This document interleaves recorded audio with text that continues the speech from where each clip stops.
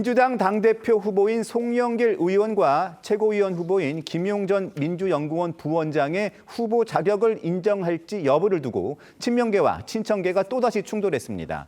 최고위 표결까지 한 끝에 예외로 이 두 사람에게 후보 자격을 인정하기로 결정했는데요. 하지만 이 과정에서 친청계 문정복 최고위원이 과도한 혜택이라며 포결을 보이콧하면서 계파 갈등이 격화되는 분위기입니다. 관련 영상 먼저 보고 자세한 이야기 나눠보도록 하겠습니다. 어제 있었던 송영길 후보와 김용 후보에 대한 피선거권 관련해서 당무위원회로 부의하기로 결정을 했습니다. 즉 최고위에서는 예외 적용을 하겠다고 판단을 내렸습니다. 문정복 의원님이 불참하신 가운데 이런 해결한 거죠? 네, 맞습니다. 5분이 진행했습니다. 만장일치는 아니었던 거. 그 말씀 못 드리지. 모 최고위원에게 정치 생명 끊어놓겠다라고까지 얘기를 하면 이거 어떻게 이걸 받아들여요? 회의 결과가 어찌 나든지 회의 결과가 어떻게 나든지 간에 동의하기 어려운 사안입니다.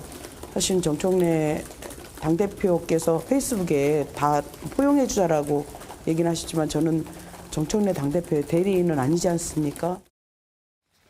송영길 의원과 김용전 부원장의 후보 자격 논란, 어제 심야 긴급 최고위원 간담회까지 열고 격론을 벌인 사안인데요. 문승진 기자, 하루 만에 결론을 내긴 냈지만 매끄러워 보이지는 않습니다. 그렇습니다. 일단 이번 논란의 원인부터 좀 짚어볼 필요가 있는 것 같은데요. 자, 일단 근본적인 이유는 이것입니다. 이 송 의원과 김 전 부원장의 당비 미납 때문인데요. 민주당 당규상 6개월 이전까지 입당한 이 권리당원 중에 1년 이내에 6회 이상 당비를 낸 사람에게 이 당직 선거 피선거권이 있는데요. 그런데 송영길 의원의 경우 돈봉투 살포 의혹으로 지난 2023년 탈당했다가 이 무죄 확정 판결을 받고 지난 2월 복당해서 후보 등록 첫날인 16일 기준으로 당에 들어온 지 6개월이 넘지 않은 겁니다. 또 김영 전 부원장의 경우 이 대장동 개발업자들에게 뇌물을 받은 혐의로 2심에서 징역형을 선고받고 복역하는 동안 이 계좌가 동결돼 이 당비를 제때 내지 못한 것으로 알려졌는데요. 이 전당대회 후보 등록이 시작된 어제 민주당 지도부는 이 두 사람의 결격 사유를 확인해 심야 긴급 최고위원 간담회까지 열었지만 이 친청계와 친명계 최고위원이 3대3으로 팽팽하게 나뉘면서 결론을 내지 못했고 결국 오늘 재논의 끝에 예외 적용을 결정한 겁니다. 오늘 문정복 최고위원이 보이콧을 하면서 최고위원 5명만 표결을 했습니다. 이루라 기자, 아이러니하게도 문정복 최고위원이 표결 보이콧을 하면서 김용 전 부원장이나 송영길 의원이 살아난 거 아닙니까? 네, 이 최고위원 5명으로 진행된 표결의 구체적인 결과는 공개되진 않았습니다. 하지만 그 내용을 좀 짐작할 만한 친청계 최고위원들의 반발이 이어졌기 때문에 그런 추측이 이제 좀 가능해 보이는데요. 정청래 전 대표를 적극적으로 엄호해온 박규환 최고위원은 자신의 지원 조건이 타당한지 확인했어야 했다. 개인의 귀책 사유를 당에 떠넘기는 것은 당인으로서의 자세가 아니라고 송 의원과 김 전 부원장을 정조준했습니다. 박지원 최고위원도요. 오늘 재헌절은 규범을 만들고 지키는 것을 기리는 날인데 후보 등록 마지막 날에 예외를 인정하는 의결이 이루어진 것이 유감이라고 했습니다. 사실상 최고위원 5명 중 친청계 2명이 반대 표결을 했음을 인정한 셈인데요. 그런데 이제 말씀하신 것처럼 문정복 최고위원이 이 표결에 불참하면서 오히려 이 반대표가 더 줄어들어서 두 사람이 이 기사회생한 것 아니냐 이런 이제 추측이 가능해 보이는 점이 있습니다. 어쨌든 이 최고위 표결로 인해서 이 두 사람에게 예외 적용을 허용하는 것으로 결론이 났고요. 오늘 오후 3시 이 당무위가 해당 사안을 의결할 예정입니다. 회의장을 박차고 나온 문정복 최고위원이 이런 말을 하기도 했습니다. 송영길 의원이 모 최고위원에게 정치 생명을 끊어놓겠다 이런 말을 했다는 건데요. 이정민 기자, 오전 최고회의 전에 송영길 의원과 김용 전 원장이 구두 소명을 위해서 최고위를 방문했을 때 이런 얘기를 했다는 겁니까? 네, 이 구체적인 설명은 없었지만요. 문 최고위원은 송 의원이 모 최고위원에게 예외 적용에 반대하면 정치 생명을 끊어놓겠다는 말을 했다고 주장하고 있습니다.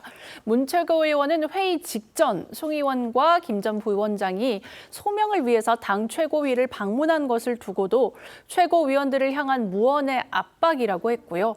원칙과 기준에 맞지 않아 회의에 참석하는 것이 의미가 없다고 생각했다면서 표결에 불참한 배경을 설명했습니다.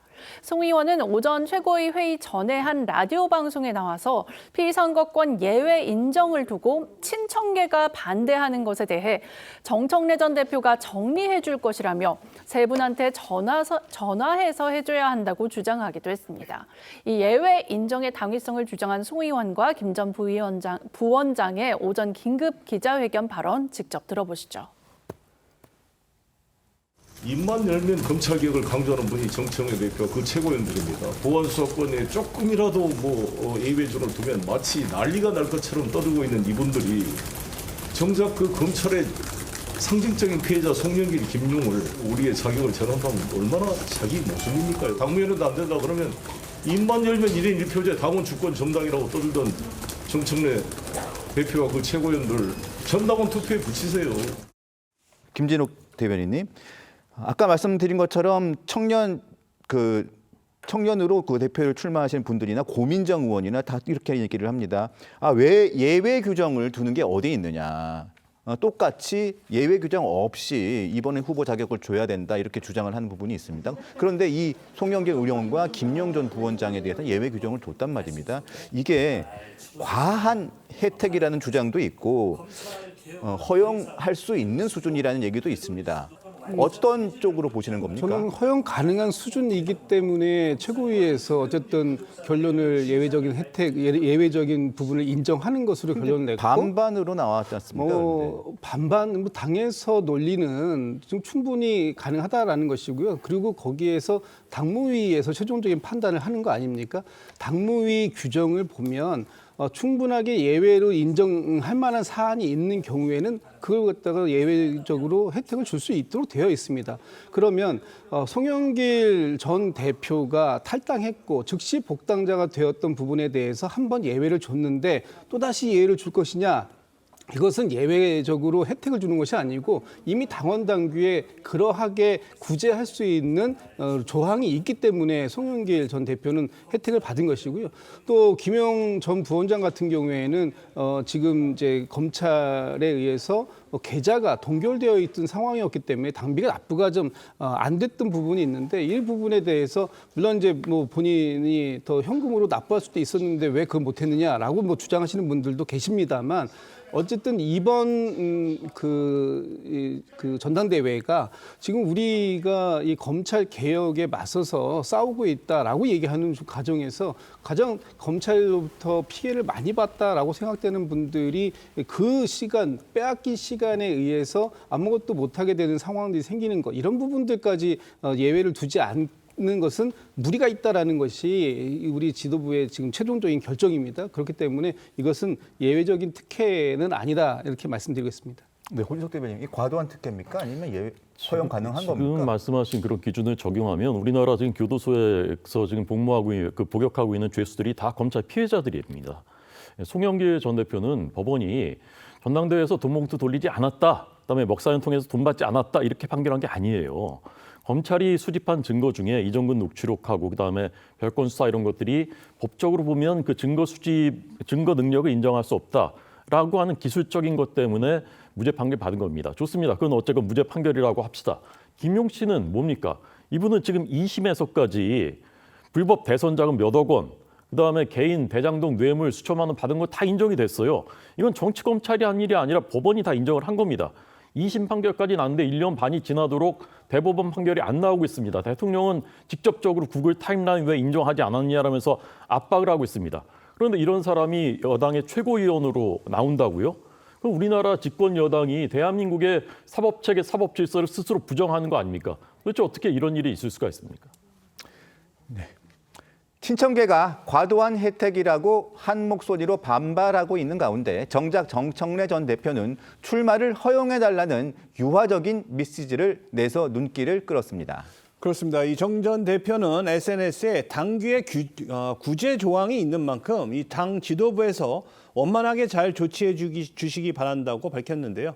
이어 우리는 12.3 비상계엄의 밤을 함께 이겨낸 동지이자 전우들이라면서 함께 갑시다라고 적었습니다. 정치권 안팎에선 최근 친명계 후보로부터 공격을 받는 상황을 이 몰매에 빗댄 만평을 공유하며 이 당원들께서 저를 지켜달라는 이 메시지를 냈던 정 전 대표가 이 불리한 상황에도 당을 위해 양보를 하는 듯한 이미지를 가져가려 하는 것 같다는 해석도 나오고 있습니다. 반면 친명계에선 이번 사안을 친청계가 문제를 삼는 건 동지적인 자세가 아니라는 입장이죠. 그렇죠. 이 친명계 주자로 분류가 되는 김민석 전 총리는 송영과 김 전 부원장의 사정은 당원들이 인정할 만한 예외 사유라며 이 당무위 의결을 통한 예외 절차를 허용하지 않는 것은 오히려 가혹한 비동지적 처사다라고 지적을 했습니다. 오늘 이 오전 최고위 허용 결정이 나오자 다행이라면서 이 검찰 탄압의 상처를 흠결로 보는 관점은 옳지 않다. 이 두 사람에게 출마의 길을 열어줘야 한다는데 힘을 실었습니다. 민주당이 그간 반청 주자로 목소리를 높여온 이 대표적 후보인 송희영과 또 김 전 부원장의 피선거권 인정 여부를 둘러싸고 개파 간 정면 충돌하면서 앞으로 벌어질 이 전대 레이스에서 개파 갈등이 더 격화될 거다 이런 전망도 나오고 있습니다.